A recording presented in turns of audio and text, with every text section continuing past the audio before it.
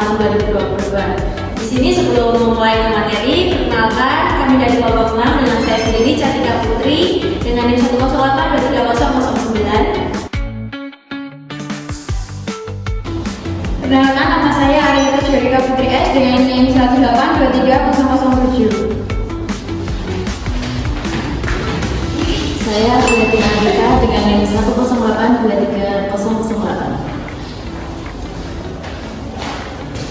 Saya Faris Firmansyah dengan NIM 108230017.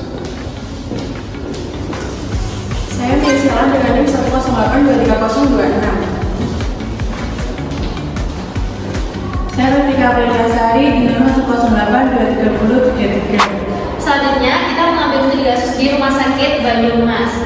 Nah, Rumah Sakit Banyumas ini adalah rumah sakit tipe B pendidikan yang telah didirikan dari tahun 1925. Pada jurnal yang kita ambil, RSUD Banyumas sendiri dijelaskan mengalami pengembangan fasilitas dan juga penambahan kapasitas tempat tidur, sehingga membutuhkan perluasan lahan dan juga bangunan yang baru. Pengembangan rumah sakit dilakukan ke arah timur di sebelah sini untuk memperoleh titik pencapaian baru dari Jalan Banyumas Kemrajen. Nah, karakter tata ruang yang akan dibutuhkan nantinya adalah pola masa pembangunan horizontal, lalu sistem masa majemuk, tapak cukup luas, terdapat beberapa kelompok pelayanan dan juga memerlukan pemisahan akses dan alur sirkulasi. Selanjutnya, di sini unit fasilitas Rumah Sakit Banyumas. Nah, ada beberapa unit pelayanan penunjang, servis dan juga administrasi. Terdapat poliklinik di sebelah sini, lalu instalasi gawat darurat, rawat inap, dan juga ICU, ruang bedah dan operasi. Nah, ada juga unit penunjangnya seperti instalasi gizi, CSSD, unit servis pemulasaran jenazah dan juga unit pengelola rumah sakit. Unit-unit tersebut memiliki tingkat risiko infeksi yang berbeda-beda, sehingga perlu dikelompokkan dalam zonasi risiko nantinya. Baik, saya akan menjelaskan tentang rekomendasi perbaikan tata ruang. Untuk yang pertama, di sini ada zona hijau atau risiko yang rendah. Di sini area publik dan administratif yang tidak berhubungan langsung dengan tindakan medis, contohnya seperti tempat parkir, lalu area publik, fasilitas umum dan juga unit pengelola. Lalu yang kedua ada zona merah atau risiko yang sangat tinggi, seperti area tindakan pasien kritis, servis kotor dan juga bahan infeksius. Contohnya ada di IGD, ICU, bedah, CSSD, kebidanan, dan juga pemulasaraan jenazah. Lalu yang terakhir ada zona kuning. Di sini resikonya sedang, area pelayanan klinis rutin yang melibatkan interaksi pasien, petugas, dan juga pengunjung. Contohnya seperti poliklinik, rawat inap, radiologi, dan juga unit penunjang lainnya. Tabel identifikasi zonasi. Di sini ada zona hijau, tingkat resikonya sama seperti tadi rendah. Untuk unit fasilitasnya ada area publik, parkir terbuka, fasilitas umum dan juga pengelola yang saya sebutkan tadi. Lalu ada risiko rendahannya seperti akses yang mudah, yang jelas, kebersihan dasar dan juga yang izin. Nah, untuk zona kuning sedang seperti unit yang saya sebutkan tadi ada poliklinik, rawat inap, radiologi dan juga institusi penunjang. Prinsip pengendaliannya adalah ruang tunggu tertata, ventilasi, pembersihan berkala dan juga alur pasiennya jelas. Lalu untuk yang merah atau resikonya sangat tinggi, di sini seperti IGD, ICU, dan CSSD. Di sini untuk prinsip pengendaliannya adalah aksesnya terbatas, APD, dan juga ruang transisi pemisahan barang bersih dan juga kotor. Nah, untuk klasifikasi zona risiko infeksi di RSUD Banyumas ini, berdasarkan identifikasinya, tata ruang RSUD Banyumas sudah menunjukkan pengelompokan fungsi pelayanan, tetapi masih perlu diperkuat dengan sistem zonasi risiko infeksi yang lebih tegas. Penerapan zona hijau, kuning, dan merah dapat membantu mengurangi perpotongan alur antara pasien umum, pasien gawat darurat, petugas, barang bersih, barang kotor, dan juga jenazah. Dengan demikian, zonasi tidak hanya berfungsi sebagai pembagian ruang, tetapi juga sebagai strategi pencegahan infeksi dan peningkatan keselamatan rumah sakit. Nah, untuk peta zonasi berdasarkan RSUD Banyumas, di sini ada petanya yang sudah dijelaskan di sini.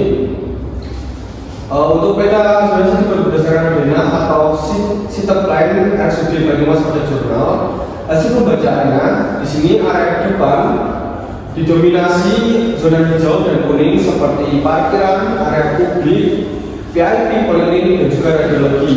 Lalu untuk yang area kanan dan belakang banyak zona merah seperti IGD, ICU, bedah, CSSD, servis kotor, dan juga pemulasaran jenazah. Untuk zona merah di sini perlu dikendalikan karena berkaitan dengan tindakan medis, pasien kritis, instrumen kotor, limbah, dan juga jenazah. Selanjutnya yaitu evaluasi alat pasien. Yang pertama yaitu alat pasien umum. Pasien umum diarahkan melalui akses utama, penerimaan pendaftaran, poliklinik atau radiologi atau farmasi atau rawat inap. Alur ini cukup sesuai, tapi pasien umum tidak boleh melewati zona merah. Yang kedua yaitu alur pasien gawat darurat. Pasien gawat darurat ini masuk melalui akses itu sendiri. Jalur ini harus cepat, mudah dicapai dan bebas hambatan. Yang terakhir yaitu alur pasien infeksius. Alur pasien infeksius belum tergambar jelas. Yang perlu tambahkan yaitu screening awal, triase infeksi, jalur menuju ruang isolasi dan juga pemeriksaan dari ruang tunggu umum. Selanjutnya ada evaluasi alur petugas dan juga barang. Alur petugas yaitu sirkulasi petugas sudah dipisahkan dari pengunjung, namun area zona merah masih perlu penguatan yang ada seperti di gambar. Selanjutnya alur barang.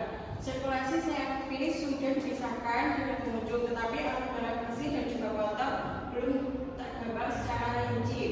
Alat bersih yaitu obat, makanan, linen bersih dan juga alat steril. Barang kotor yaitu limbah medis, linen kotor, instrumen bekas pakai, spesimen dan juga pemulasaraan jenazah.